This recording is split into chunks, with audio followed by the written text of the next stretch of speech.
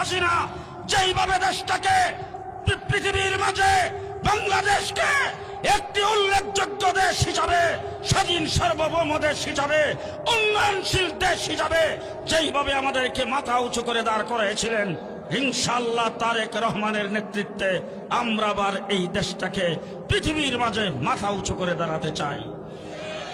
আপনারা কি সবাই তারেক রহমানের হাত শক্তিশালী করতে রাজি আছেন? রাজি আছেন? কারো আগে মাজা ভাঙতে হবে, মাজা ভাঙলে হুইল চেয়ারে বসে টাইট হয়ে যেতে হবে। এরকম কষ্ট করলে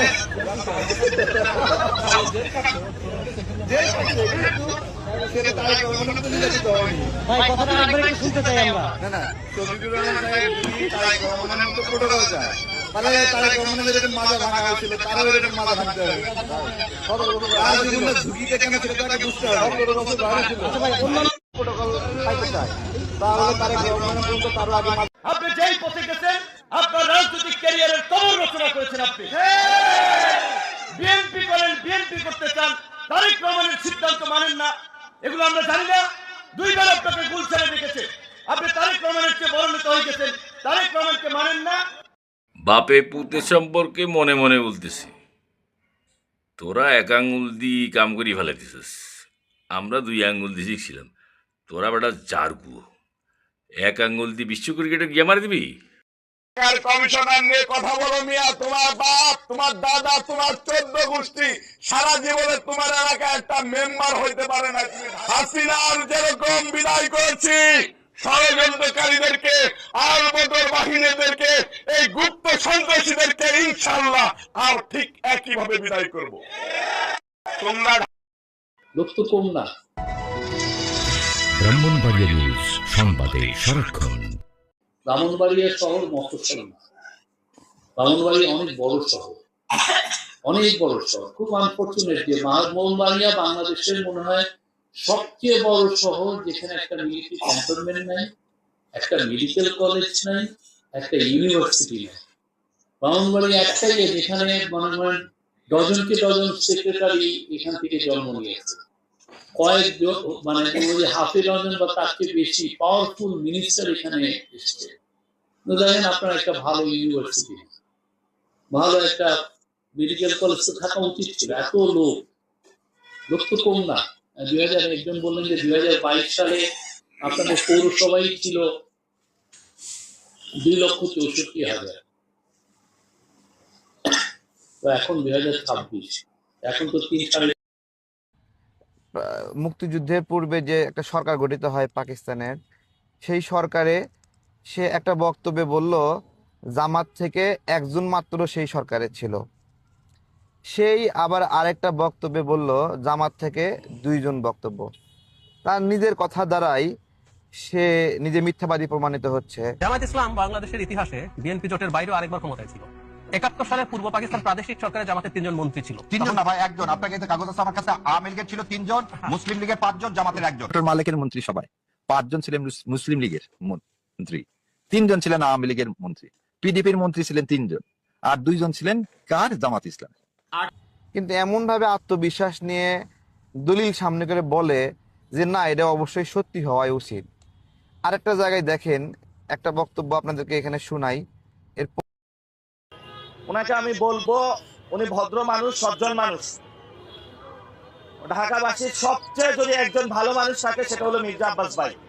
কিন্তু প্লিজ আমাদের আর একটা ভাইয়ের উপরে আঘাত করবেন না, আমরা বাসার লাঠি নিয়ে নামতে আবার বাধ্য হবো ইনশাআল্লাহ। বাংলাদেশের বিশ্বকাপ টানাপোড়েনের মাঝে এবার যুক্ত হয়েছে যুক্তরাষ্ট্র। পাকিস্তানি বংশোদ্ভূত 2 মার্কিন ক্রিকেটারকে ভিসা দেয়নি ভারত। শুধু যুক্তরাষ্ট্র নয়, সেই তালিকায় যুক্ত হতে পারে ওমান, আরব আমিরাত এবং কানাডার নামও। আজকে তাদের দোসররা বলে যে 72কে সংবিধানকে ফেলে দিতে হবে। যারা সৃষ্টিকে, যারা জন্মকে অস্বীকার করে, আমি মনে করি তারা বেজন্মা, তাদের জন্মের কোনো ঠিকানা নাই। সেই দিন জনগণের সরকার আসবে, সেই দিন এই সংবিধানকে ছুঁড়ে ফেলে দেওয়া হবে।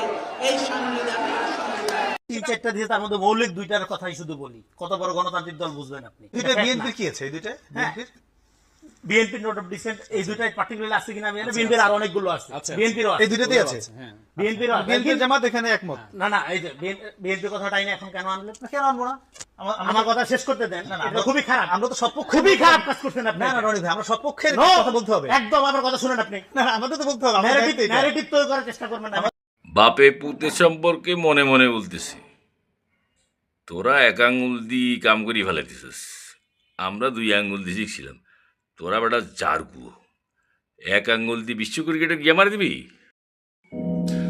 আর কোন হৃদয়ে ভেঙে তুমি পার হও যদি জীবনের নদী দেখতে পাবে না তীরে তা পড়ে আছে পার ভাঙা কান্না উঠে ভ্রান্ত ফেরারি অনন্ত তুমি কেটে যাবে জীবন একাকী জীবন